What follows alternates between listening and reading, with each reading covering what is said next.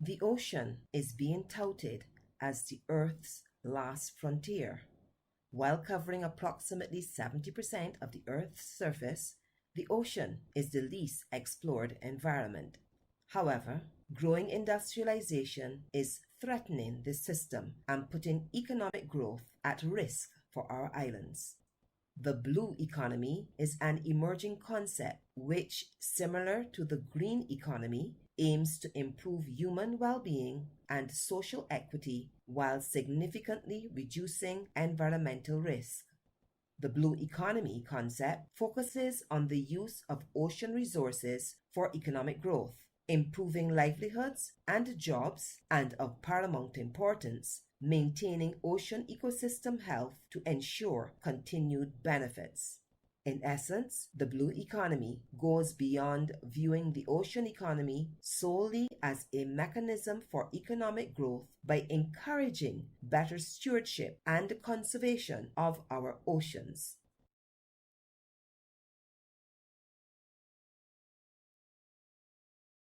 The Caribbean Regional Oceanscape Project, or CROP, supports the preparation of coastal master plans and marine spatial plans in 5 Eastern Caribbean countries: Dominica, Grenada, St. Kitts and Nevis, St. Lucia, and St. Vincent and the Grenadines. These plans are designed to support economic development through sustainable and equitable blue growth, and will recommend the implementation of actions that will have environmental, economic, and social, including community, benefits. To ensure optimal benefits, some proposed actions may require the acquisition of land and, unfortunately, the involuntary resettlement of homes and business assets. Involuntary resettlement refers to 2 distinct but related processes. 1. Displacement, which is a process by which development projects cause people to lose land or other assets or access to resources. This may result in residential dislocation, loss of income, or other adverse impacts. 2.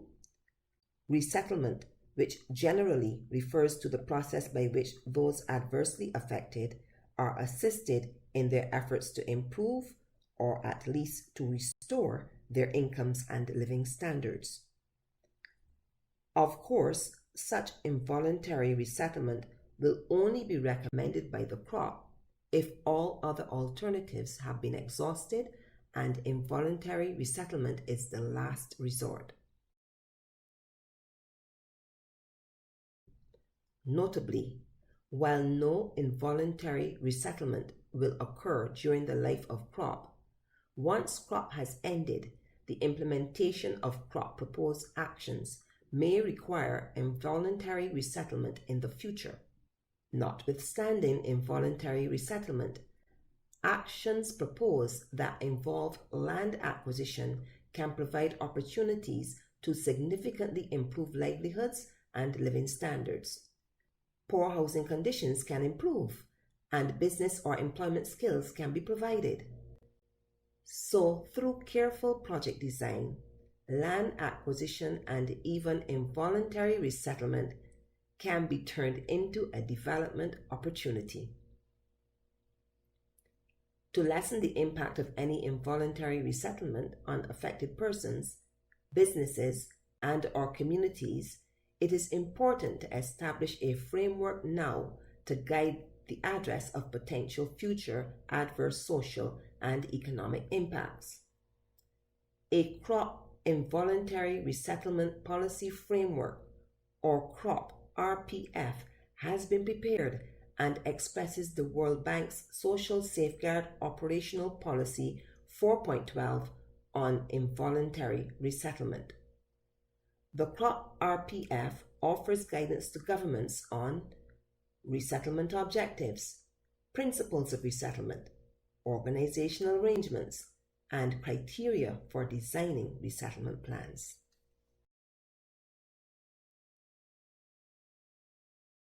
The CROP RPF is grounded in 4 principles for addressing the adverse effects of involuntary resettlement.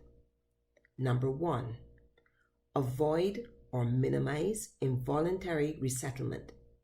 Because of the severe economic and social disruption it causes, resettlement should be treated as an absolute last resort. Number 2. Where involuntary resettlement is unavoidable, resettlement activities should be designed and implemented as sustainable blue growth development programs. Number 3. Project affected persons are to be meaningfully consulted and offered opportunities to participate in the design and implementation of resettlement programs. And finally, number 4. Compensation and resettlement activities should ensure that the livelihoods and standards of living of project affected persons are restored to at least pre-project levels. In other words, persons should be no worse off than before the project was implemented.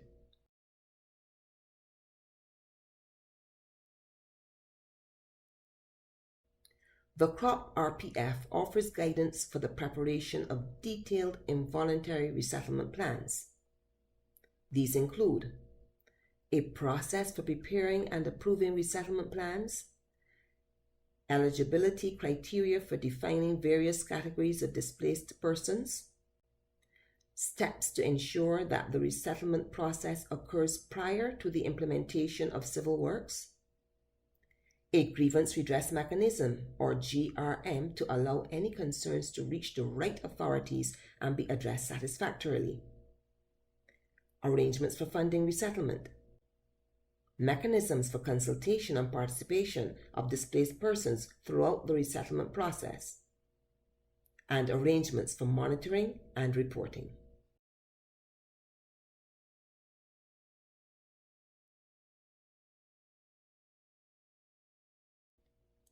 Because resettlement plans may be prepared in the future and implemented by governments, the CROP RPF addresses each country-specific context. The CROP RPF includes a review of the national legal framework and any gaps between these laws and World Bank requirements, national methods for valuing affected assets, and institutional roles in the delivery of entitlements to project affected persons.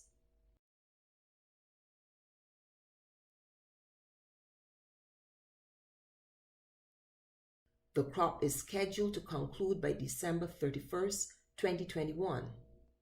Beyond this date, responsibility for implementing the involuntary resettlement policy framework, including the principle of involuntary resettlement as a last resort, will be assumed by the respective governments of Dominica, Grenada, St. Kitts and Nevis, St. Lucia, and St. Vincent and the Grenadines.